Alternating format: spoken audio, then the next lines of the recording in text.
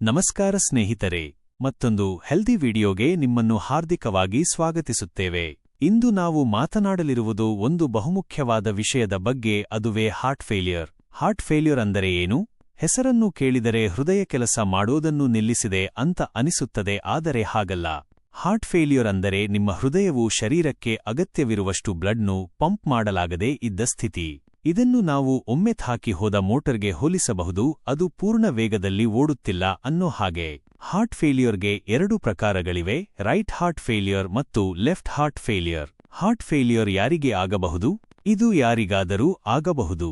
ಆದರೆ ಹೆಚ್ಚು ಸಂಭವನೀಯತೆ ಇರುವವರು ಹೃದಯದಲ್ಲಿ blockage, high BP, heart attack, cardiomyopathy, heart ಫೇಲ್ಯೂರ್ಗೇಸ್ ಮತ್ತು ಡಯಾಬಿಟಿಸ್ ಇರುವವರು.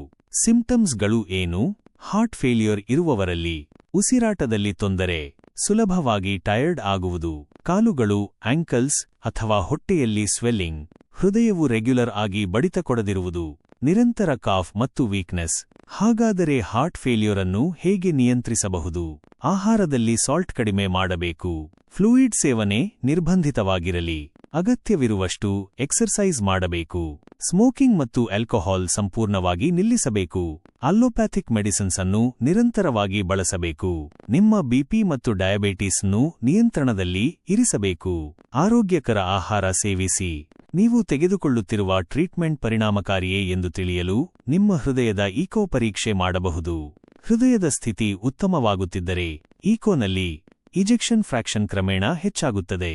ಹೆಚ್ಚುವರಿ ಕಾರಣಕ್ಕಾಗಿ ನಿಮ್ಮ ಡಾಕ್ಟರ್ ನಿಮಗೆ ಕಾಲಕಾಲಕ್ಕೆ ಈಕೋ ಟೆಸ್ಟ್ ಮಾಡಿಸಲು ಹೇಳಬಹುದು, ಅಥವಾ ನೀವು ಕೇಳಬಹುದು. ಪ್ರತಿ ತಿಂಗಳಿಗೂ ನೀವು ಉತ್ತಮ ದಿಕ್ಕಿನಲ್ಲಿ ಸಾಗುತ್ತಿದ್ದರೆ ಅದು ತುಂಬಾ ಒಳ್ಳೆಯ ವಿಚಾರ. ಆದರೆ ಇಜೆಕ್ಷನ್ ಫ್ರಾಕ್ಷನ್ಯಲ್ಲಿ ಸುಧಾರಣೆ ಕಾಣಿಸದಿದ್ದರೆ ಚಿಕಿತ್ಸೆ ನಿಲ್ಲಿಸಬಾರದು, ಮತ್ತಷ್ಟು ಪ್ರಯತ್ನಿಸಬೇಕು. ಇಂತಹ ಸಂದರ್ಭದಲ್ಲಿಯೂ ನೀವು ಹೋಮಿಯೋಪ್ಯಾಥಿಕ್ ಮೆಡಿಸಿನ್ಸ್ ಪ್ರಯೋಗಿಸಬಹುದು. ಹೋಮಿಯೋಪ್ಯಾಥಿಯಲ್ಲಿ ಹಾರ್ಟ್ ಫೇಲ್ಯೂರ್ಗೆ ಅನೇಕ ಲಭ್ಯವಿರುವ ಔಷಧಿಗಳಿವೆ.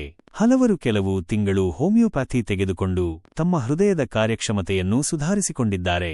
ಈ ವಿಧಾನವನ್ನು ಇಂಟಿಗ್ರೇಟಿವ್ ಟ್ರೀಟ್ಮೆಂಟ್ ಎನ್ನಲಾಗುತ್ತದೆ. ಇದು ನಿಮಗೆ ಸ್ಪಷ್ಟವಾಯಿತೆ?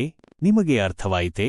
ಹಾಗಾದರೆ ಅಲ್ಲೋಪ್ಯಾಥಿ ಮತ್ತು ಹೋಮಿಯೋಪ್ಯಾಥಿ ಎರಡನ್ನೂ ಬಳಸಿ ಹಾರ್ಟ್ ಫೇಲ್ಯೂರ್ಗೆ ಚಿಕಿತ್ಸೆ ನೀಡುವ ತಜ್ಞರನ್ನು ಎಲ್ಲಿ ಹುಡುಕಬಹುದು?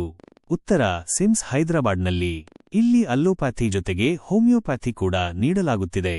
ಹೋಮಿಯೋಪ್ಯಾಥಿಗೆ ಯಾವುದೇ ಸೈಡ್ ಇಫೆಕ್ಟ್ ಇಲ್ಲ. ಇಲ್ಲಿ ನಿಯಮಿತವಾಗಿ ಈಕೋ ಟೆಸ್ಟ್ ಕೂಡ ಮಾಡಲಾಗುತ್ತದೆ. ಹಲವರು ಈ ಇಂಟಿಗ್ರೇಟಿವ್ ಟ್ರೀಟ್ಮೆಂಟ್ ಮೂಲಕ ಉತ್ತಮಗೊಂಡಿರುವ ಉದಾಹರಣೆಗಳಿವೆ. ನೀವು ಇದರ ಪ್ರಯತ್ನ ಮಾಡಲು ಇಚ್ಛಿಸಿದರೆ ಕನಿಷ್ಠ 6 ತಿಂಗಳು ಈ ಚಿಕಿತ್ಸೆಯನ್ನು ಮುಂದುವರಿಸಬಹುದು. ಚಮತ್ಕಾರ ಆಗುತ್ತದೆ ಅಂತ ಬದಲಾಗಿ 6 ತಿಂಗಳಲ್ಲಿ ನಿಮ್ಮ ಹೃದಯದ ಸ್ಥಿತಿ ಸ್ವಲ್ಪವಾದರೂ ಸುಧಾರಿಸಿದರೆ ಅದು ಕೂಡ ದೊಡ್ಡ ಸಾಧನೆ.